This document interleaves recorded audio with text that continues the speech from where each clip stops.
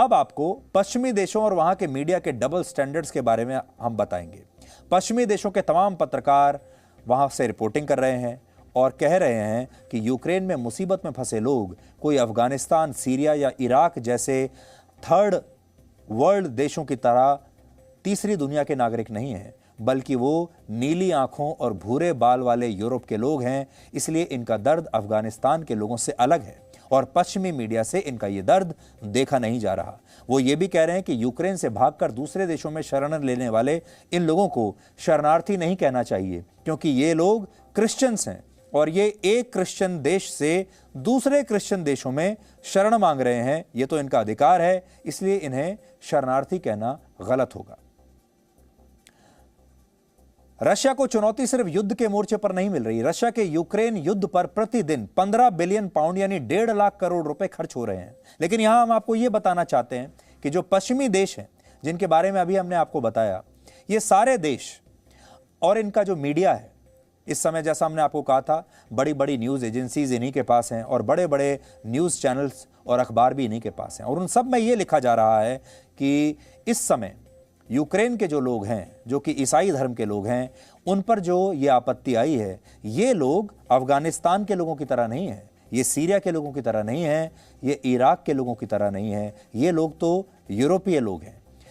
तमाम जो ब्रॉडकास्ट हो रहे हैं उनमें ये बताने की कोशिश की जा रही है पश्चिमी रिपोर्टर्स द्वारा कि ये लोग सुपीरियर हैं, इन्हें आप अफगानिस्तान के लोगों की तरह मत मानिए, ये तो यूरोप के लोग हैं। और वो ये कह रहे हैं कि उन्हें ये विश्वास नहीं हो रहा। वो अपने साथ ये कह रहे हैं कि ये अफगानिस्तान थोड़े ही है, ये सीरिया नहीं है, ये इराक नहीं है, ये तो एक यूरोप के लोगों के ऊपर ऐसा हो रहा है। और ये कल्पना के परे है कि यूरोप में ऐसा कैसे हो सकता है। यानी वो लोगों को ये बता रहे हैं कि ऐसा सब अफगानिस्तान में होना तो जायज़ है, इराक में होना जायज़ है, सीरिया में होना जायज़ है, और वहाँ पर जब लोग मारे जाते हैं तो उससे कोई फ़र्क नहीं पड़ता। लेकिन यूक्रेन के लोग जब मारे जा रहे हैं उससे बहुत फ़र्क पड़ता है, क्योंकि ये यूरोपीय लोग हैं, यूरोपियंस हैं, और ये क्रिश्चियंस हैं, और ये यूरोप के बाकी लोगों जैसे ही दिखते हैं, यानी गोरे हैं। ये उनके स्टैंडर्ड्स हैं अभी तक।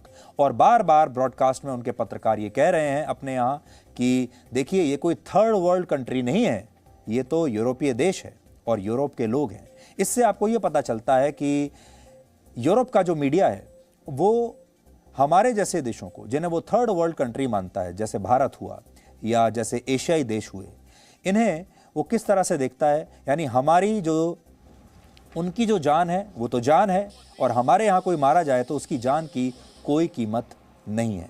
तो आज पश्चिमी देशों को तो पुतिन लगातार एक्सपोज कर ही रहे हैं कि उनके कैसे डबल स्टैंडर्ड्स होते हैं। पश्चिमी देश कैसे गरीब देशों में, थर्ड वर्ल्ड कंट्रीज़ में घुस जाते हैं, उन्हें बर्बाद करते हैं शांति के नाम पर। अपनी अपनी शांति की दुकानें उन्होंने खोली हुई हैं और फिर उन्हीं दुकानों को चलाने के लिए फिर ये हथियार बेचते हैं। ये तो पुतिन इनको लगातार एक्सपोज कर रहे हैं।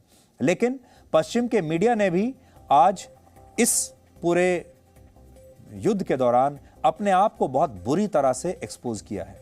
और ये सारे वो क्लिप्स हैं जो आप देख सकते हैं, जिनमें वहाँ के पत्रकार लगातार ये बात कह रहे हैं कि ये अफगानिस्तान नहीं है, ये सीरिया नहीं है। और जब वो कहते हैं कि पोलैंड और बाकी यूरोपीय देशों ने जब अफगानिस्तान से लोगों ने शरण मांगी तो उन्होंने अपने दरवाजे बंद कर दिए थे, तो अब जब यूक्रेन से लोग शरण मांग रहे हैं तो ये अपना दरवाज़ा क्यों नहीं बंद कर रहे। तो वो ये कहते हैं कि जो यूक्रेन से लोग आ रहे हैं इन्हें शरणार्थी कहना ठीक नहीं होगा, ये शरणार्थी नहीं है। शरणार्थी तो अफगानिस्तान के लोग हैं, सीरिया के लोग हैं, इराक के लोग हैं। Presenting B News app, available on Google Play and App Store. Download it now.